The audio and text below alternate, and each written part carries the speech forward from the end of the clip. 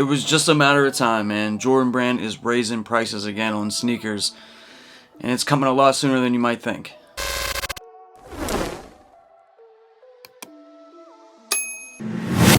You know, with the state of the economy and everything, right? Like, there's definitely a lot of inflation. There's definitely a lot of higher prices for a lot of goods and services that we used to be able to pay, I don't know, maybe like a fair price for. But nowadays, man, it's just raising prices on pretty much everything, whether it's cars, whether it's houses, whether it's food, whatever the case may be. And we have seen several price increases from Jordan Brand over the past couple of years. Like the normal retros went from $190 to $200 and even above $200. Some of these sneakers are $210, $220, $225. Those J Balvins that are coming out, I think it's in September, they're going to be $250. And coming up in holiday 2023, it looks like they're going to be raising the prices of the Air Jordan 11 from $225 to $230, starting with the Air Jordan 11 DMP that's going to be releasing this holiday season. Now, at first glance, you know, some people are going to be like, well, it's only $5. It's only $5. It's only $10. It's only, you know, $20 or whatever the case may be. But, you know, if you just look at a lot of the releases that have been coming out, man, a lot of them are sitting. You know what I mean? And it's not that people don't like Jordan sneakers or whatever the case may be. They're making a ton of them, and they've raised the prices, I'd say maybe like at least 2 to maybe 3 times now over the past like 2 years. And we all know that it doesn't cost no $200 to produce a sneaker. You know, probably cost them about maybe 20, maybe $30 or so in order to actually make the shoe. And then, you know, they give it to us. Now, it's one thing whenever they raise prices. It's another thing whenever they continue to raise prices like each and every single year.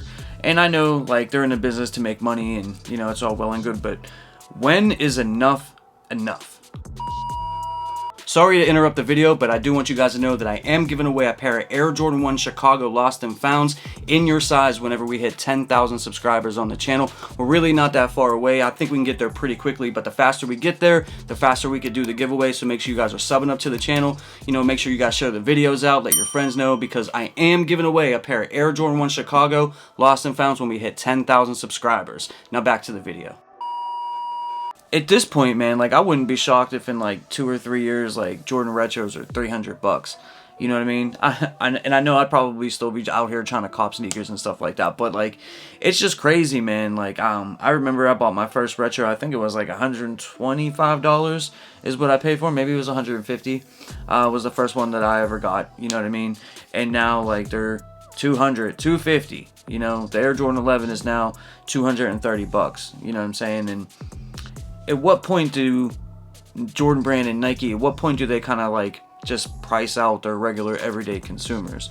You know what I mean? People will always buy their shoes, right? And like I get that, and that's not what I'm saying, but if you look at a lot of the sneakers that are sitting, I think they're sitting for a couple of reasons. One, they're making a whole lot of pairs of sneakers that typically don't sell out, that typically aren't that hyped, that most people aren't really interested in getting.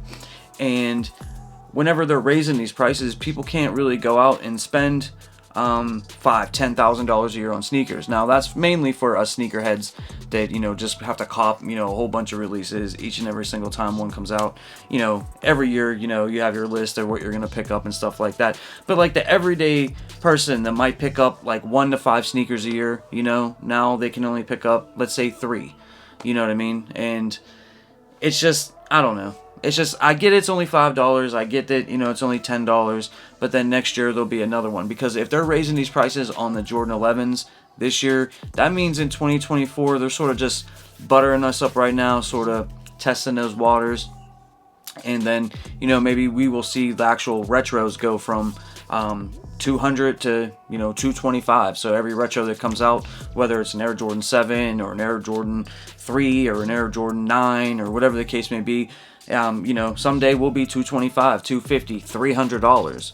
You know what I mean? And sneakers really, you know, unless it's like a special shoe, you know, really shouldn't be costing as much as they're going to be charging. So I'm not really mad at the $5 increase for the Air Jordan 11 because they only release like one a year. You know what I mean? So I don't mind paying $230 for it, but not everybody really rocks with the 11. I mean, it is the holiday one. Most people do pick them up, but some people don't pick them up at all. And one of the reasons is because they do cost more. And some of the ones that have been coming out over the past couple of years, you know, not everybody's been a fan of. If they're going to charge these premium prices, they have to give us premium sneakers. They have to give us better materials. They have to give us great colorways, you know. An Air Jordan 7, in my personal opinion, should never cost $200, $210, $225. Look at what's happening with the Air Jordan 1. You know, those were $170 and they did really, really, really well. And, you know, even though people are kind of sick of them and they made a ton of them and the colorways really, really haven't been that great, they did charge $10 more for them over like the past like year or so. So people are just kind of just letting them sit. And like I said, man, it's just one of those things that, when is enough enough? Like, when is like it finally gonna cap out? You know what I'm saying? Because at this point, man, the way it looks like they're gonna be $300 at some point over the next couple of years. The way it's going, you know what I mean? They had a good run at the 190 price point for a while. 190 I felt like was sort of fair, you know, all across the board for the retros. And they held that down for quite a while, man. 190 I felt was just probably like that right amount, you know what I mean? It wasn't quite 200, but it was close enough to 200 to where they were still making a ton of money. And now we're climbing to that 250 range. So it's just a matter of time, guys. Let me know down in the comment section your thoughts, your opinions on Jordan Brand and Nike raising prices on Jordan retros. Other than that, guys, I'm out. I'll catch you guys in the next video really, really soon. Stay safe out there. Peace. For more sneaker content, make sure you hit that subscribe button and you hit that notification bell so you never miss a video.